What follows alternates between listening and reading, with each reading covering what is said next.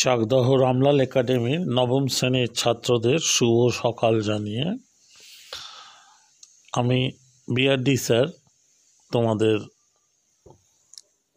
ভূগোল পঠন পাঠন শুরু করব।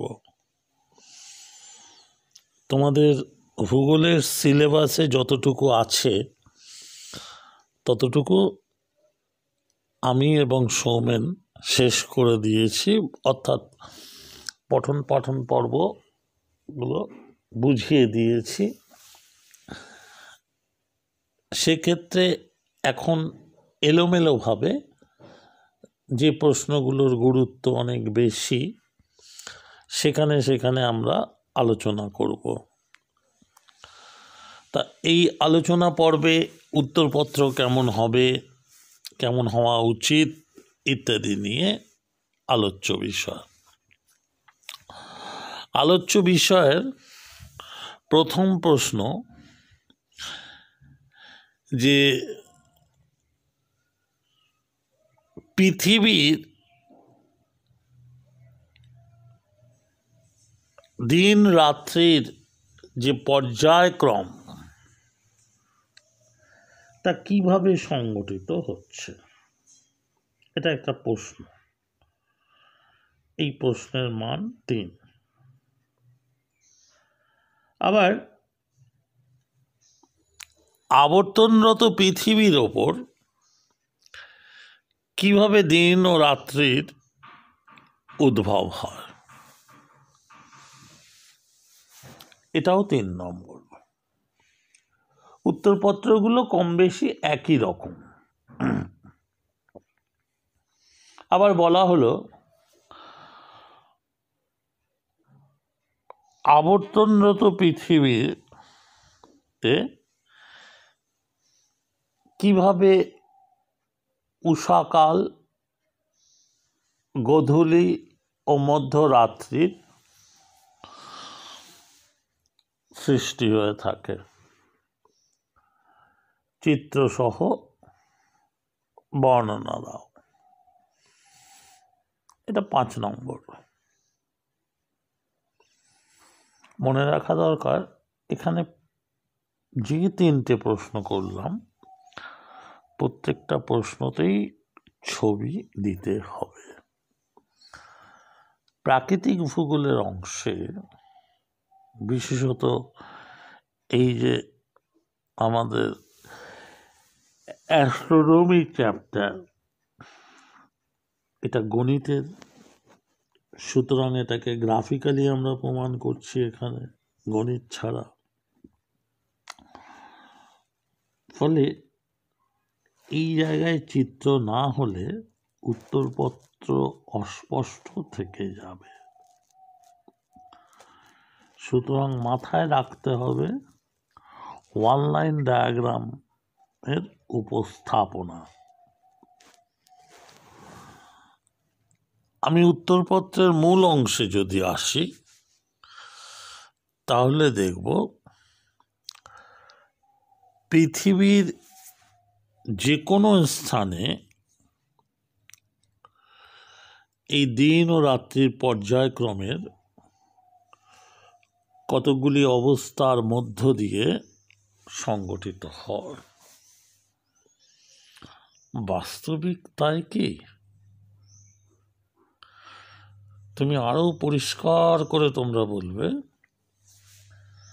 66.5 ডিগ্রি উত্তর ও দক্ষিণ অক্ষাংশের মধ্যে আবর্তনরত পৃথিবীর এই পর্যায়ক্রম দিন ও রাত্রির বিভিন্ন ঘটনা উপস্থাপিত হয়ে থাকে বিভিন্ন সময়। এইটুকু বলার পর শুধু এক লাইনে লিখবে, কারণ এই 66.5 ডিগ্রি উত্তর ও দক্ষিণ অক্ষাংশ পর্যন্ত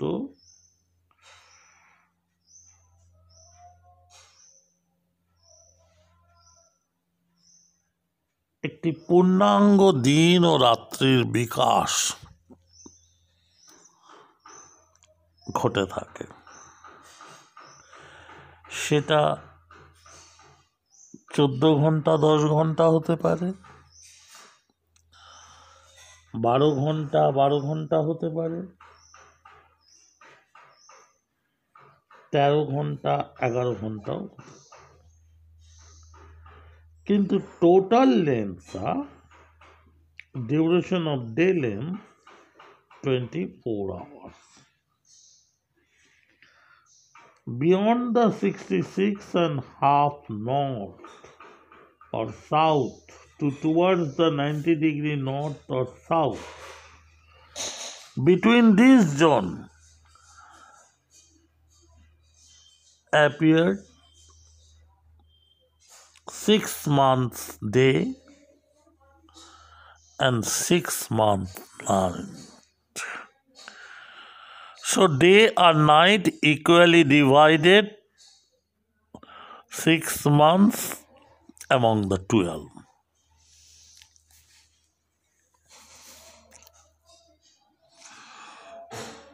এইবার আমরা আসব ঘটনার পরিপ্রেক্ষিতে উষাকাল। এটা কি? উষাকালটা কি? ডোয়ান বলে, ডোয়ান, DWAN। সূর্যোদয়ের ঠিক আগে বায়ুমণ্ডলের ধূলিকণা সূর্যের আলো প্রতিফলিত ও বিচ্ছুরিত হয়ে পূর্ব দিকের আকাশে যে ক্ষীণ আলো দেখা যায় সেই সময়কালকে উষা বলে। ধরো এখন সূর্য উঠছে, কম বেশি 6:10,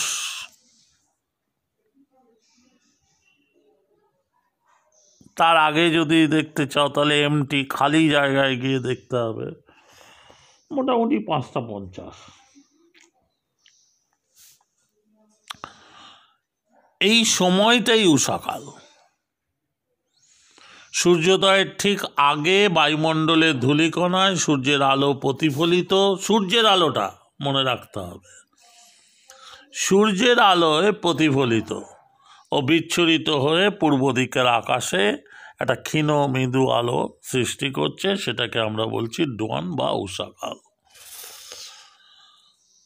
এরই 6 ঘন্টা বাদে, 3 ঘন্টা বাদে তুমি প্রভাতকাল পাবে, সকাল, মর্নিং যেটাকে আমরা বলছি।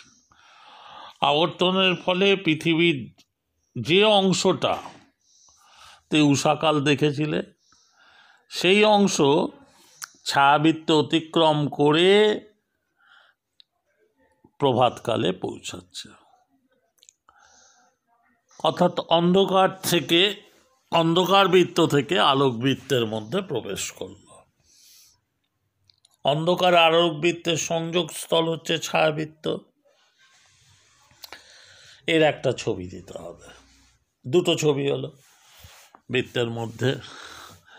এরপর আসছে মধ্যাহ্ন, 6 ঘন্টা বাদে। প্রভাত ও সন্ধ্যার মাঝামাঝি অবস্থা এটা। তাহলে পৃথিবীর কোনো স্থান যখন ঠিক মাথার ওপর থাকবে তখন সেখানে মধ্যাহ্ন বা নুন বা দুপুর ধরা হবে।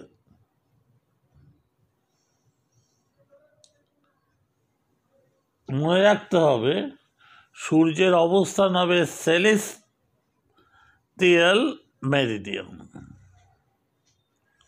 অর্থাৎ মাথার ওপর। মধ্যাহ্নে সূর্য ওই দ্রাঘিমার একেবারে মাথার ওপর থাকবে।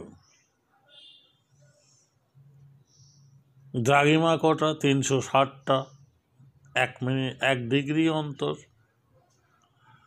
মিনিট অন্তর আবার বেড়ে যাবে অনেক, অসংখ্য, কারণ 1 ডিগ্রিতে 60 মিনিট,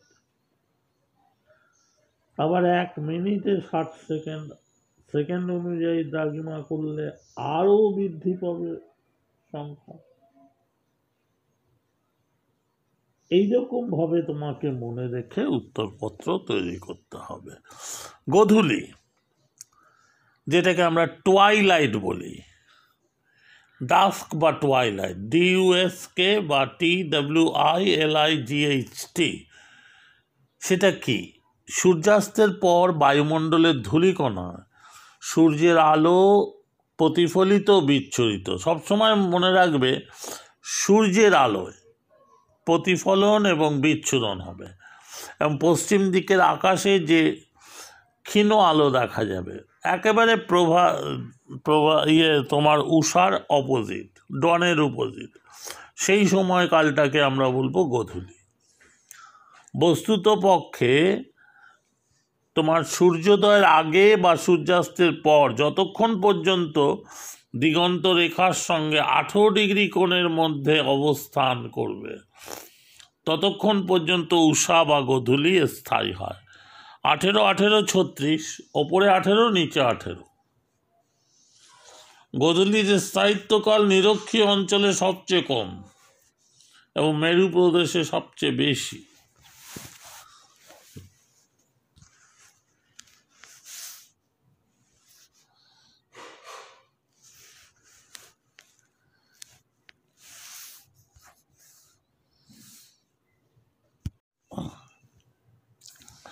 আবার যদি সন্ধ্যাকাল দেখো, তাহলে আবর্তনের ফলে ভূপৃষ্ঠের কোনো স্থান আলোকিত অংশ থেকে ছায়াবৃত্ত পেরিয়ে অন্ধকারাচ্ছন্ন অংশে প্রবেশ করবে তখন সেই স্থানটা ইভিনিং বা সন্ধ্যা। ছায়াবৃত্তের সাথে একটা সম্পর্ক আছে। ছায়াবৃত্তের কোন জায়গাটায় থাকবে, ছায়াবৃত্তকে কেন্দ্র করে, ছায়াবৃত্তকে ভিত্তি করে একেবারে ওপরে অর্থাৎ উত্তর দিকে তোমার হচ্ছে উষা। এটা সবসময় মনে রাখতে হবে, না হলে ভুল হয়ে যাবে। ঠিক 90 ডিগ্রি ঘুরে আসবে প্রভাত, বাদিকে সরে আসবে বৃত্ত সীমানা বরাবর, আবার বৃত্তের সীমা বরাবর 90 ডিগ্রি সরে আসো মধ্যাহ্ন, আবার বৃত্তের সীমা বরাবর অপোজিটে যাও সন্ধ্যা 90 ডিগ্রি, আবার বৃত্তের সীমানা অপোজিটে যাও সন্ধ্যার পর মধ্যরাত্রি। আর সন্ধ্যার এই শুরুটাতে, মাঝখান না, শুরুটাতে গোধূলি, মধ্যরাত্রির শেষ অংশটাতে তোমার উষা।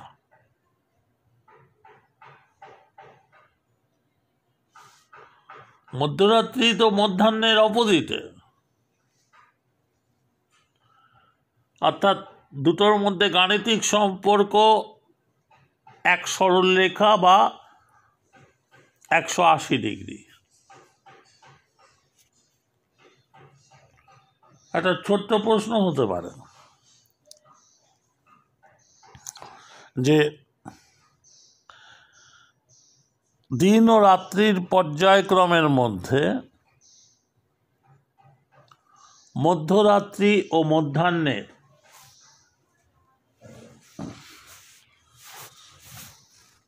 উপস্থাপনা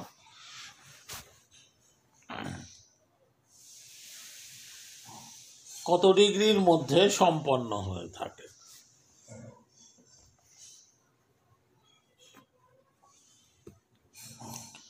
তখন বলতে হবে 180 ডিগ্রি, বা এক সরল রেখার ওপর ভিত্তি করে এটা হচ্ছে।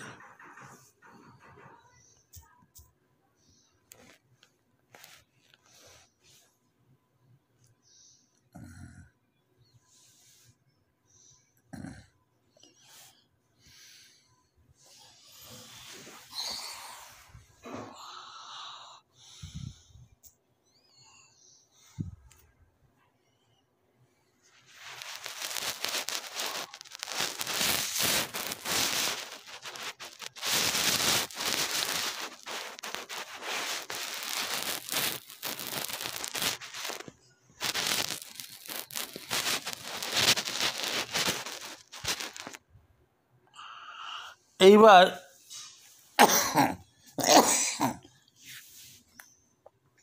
আমরা একটা শূন্যস্থান এখান থেকে বার করতে পারি। শূন্যস্থানটা হলো সূর্যের আলো প্রতিফলিত ও বিচ্ছুরিত হয়ে পূর্ব দিকের যে পূর্বাকাশে যে ক্ষীণ আলোর প্রকাশ ঘটিয়ে থাকে, তাতে দিন ও রাত্রির এই পর্যায়টি উদ্ভব হয়। এই পর্যায়টি উদ্ভব হয় ড্যাশ। কোন পর্যায়টি?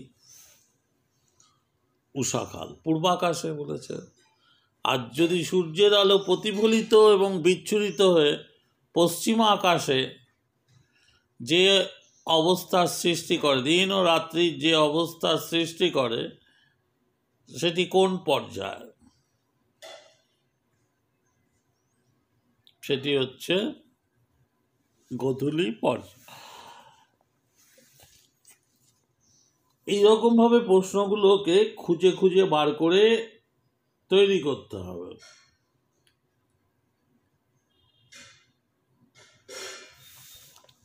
সূর্যের সঙ্গে দিগন্ত রেখার 18 ডিগ্রি সম্পর্ক কোন পর্যায়কালকে বোঝায়? আবর্তনরত পৃথিবীর কোন পর্যায়কালকে বোঝায়?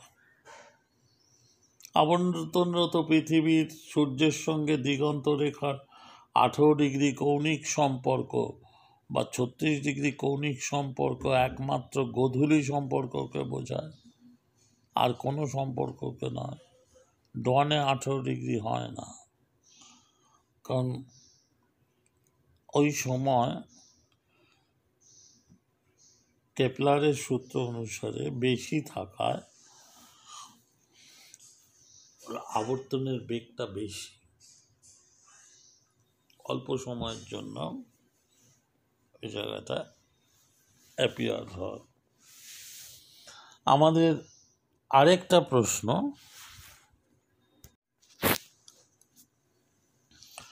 আমাদের দ্বিতীয় প্রশ্ন হলো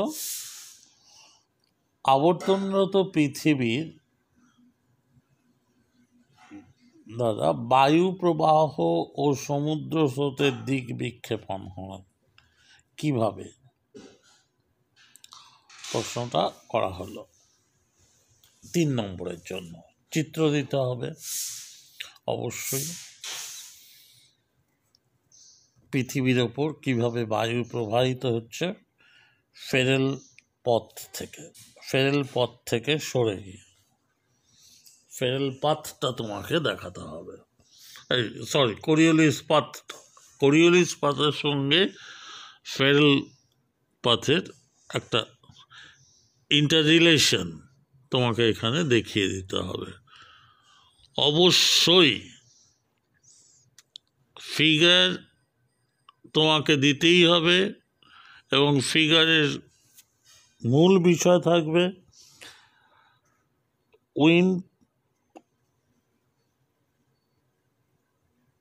international correlation between feral path and Coriolis force.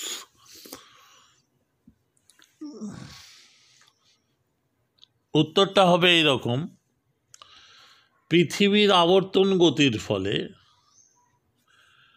Coriolis বলে সৃষ্টি। কোরিওলিস বল হলো পৃথিবীর যে কোনো জায়গায় বক্রপৃষ্ঠের জন্য সেই বস্তু বা সম্পদ সরাসরি সোজাসুজিভাবে যাবে না, কেপলার প্রমাণ করেছে। সুতরাং এটা বিসর্জন দিয়ে দ্বিতীয় যেটা আছে সেখানে আসতে হবে। পৃথিবীর আবর্তনের ফলে কোরিওলিস বলের সৃষ্টি। কোরিওলিস বল হলো উত্তর গোলার্ধে ডান দিকে বেঁকে যাবে। কোনো বস্তু বা দ্রব্য যখন নিরক্ষরেখা থেকে মেরুর দিকে যাবে তখন সেটা কি হবে? ডান দিকে বেঁকে যাবে। আবার দক্ষিণ গোলার্ধে নিরক্ষরেখা থেকে যখন কুমেরুর দিকে যাবে তখনও সেটা বাঁ দিকে বেঁকে যাবে।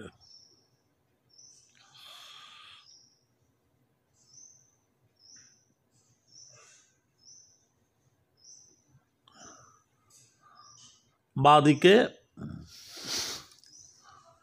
বেঁকে যাবে।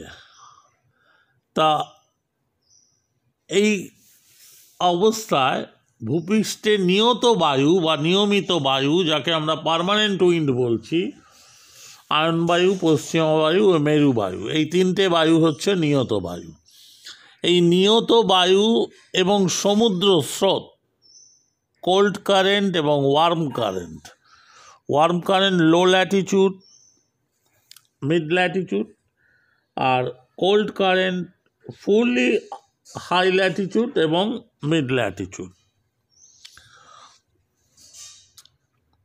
এইভাবে আমরা দেখতে পাচ্ছি সমুদ্র স্রোত দিক বিক্ষেপ করছে। তরল বস্তু, কঠিন বস্তু এবং গ্যাসীয় বস্তু কোরিওলিস বলকে খুব মান্য করে, খুবই মান্য করে। এবং এই সূত্র অনুসারে আমরা দেখব যে বায়ু প্রবাহ, সমুদ্র স্রোত তথা ভূপৃষ্ঠের সঙ্গে সংশ্লিষ্ট প্রতিটি গতিশীল বস্তু সোজাসুজি প্রবাহিত না হয়ে উত্তর গোলার্ধে গতিপথের ডান দিকে এবং দক্ষিণ গোলার্ধে গতিপথের বাঁ দিকে বেঁকে যাচ্ছে। এটাই সমুদ্র স্রোত এবং সমুদ্র বায়ু প্রবাহের একটা দিক বিক্ষেপ। তবে এটাই সব নয়, তোমাকে ছবির মধ্যে অবশ্যই উপস্থাপনা করতে হবে কোনটা কোরিওলিস, কোনটা ফেরেল। ফেরেলের নিয়ম অনুসারে প্রবহমান বাতাসগুলো কেমন ইত্যাদি।